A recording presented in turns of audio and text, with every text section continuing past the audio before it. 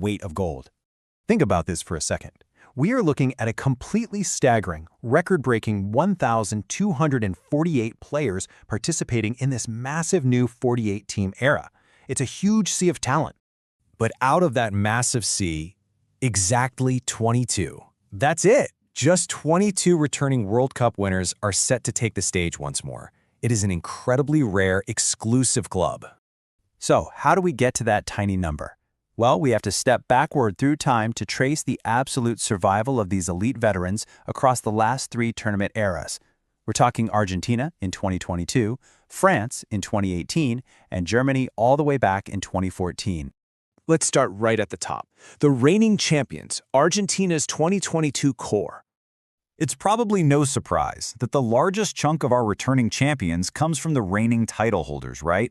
And sitting squarely at the heart of this group is Lionel Messi. He's embarking on what is a totally historic 6th World Cup campaign. Messi, a guy who literally completed football in Qatar, is now leading a fiercely battle-tested group of 2022 winners into the fray.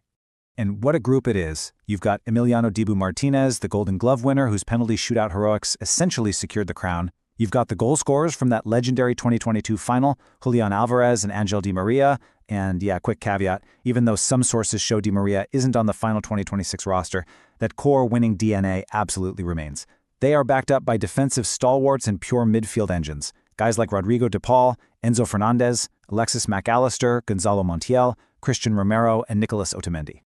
Moving back another cycle, we have the 2018 victors, France's second-star survivors. Now, the French roster has seen some pretty significant renewal since they won it all in Russia. But they arrive with some monumental pillars still intact. Kylian Mbappé, who became the second youngest player to ever score on a final during that run, is back as the team's absolute talisman and captain. And he is joined by the absolutely tireless N'Golo Kanté. Kanté's championship winning experience is being heavily leaned on as a vital asset, especially because the rest of this squad is filled with, well, a whole lot of fresh air and youthful energy. Stepping back even further, we reach the 2014 legend, Germany's last man standing. Remember that 2014 German squad, the one that famously humbled Brazil 7-1 on their way to lifting the trophy? Well, from that entire historic squad, only goalkeeper Manuel Neuer remains on the roster. At 40 years old, he stands as this incredible, living bridge to Germany's last golden era. It's amazing to think about, really.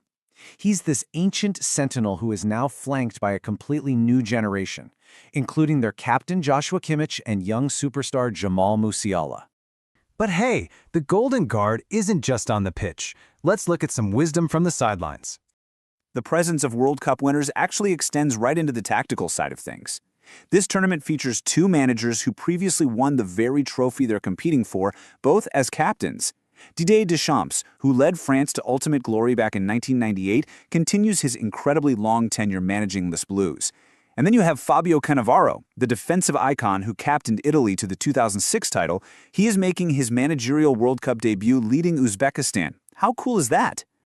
Which brings us to the big picture here, a massive generational divide. Let's really put this story into perspective. Those 22 champions, they represent the absolute pinnacle of experience in a tournament where 891 players are experiencing the World Cup for the very first time, plus another 335 returning players who've never won it. That tiny slice of 22 champions is wildly scarce.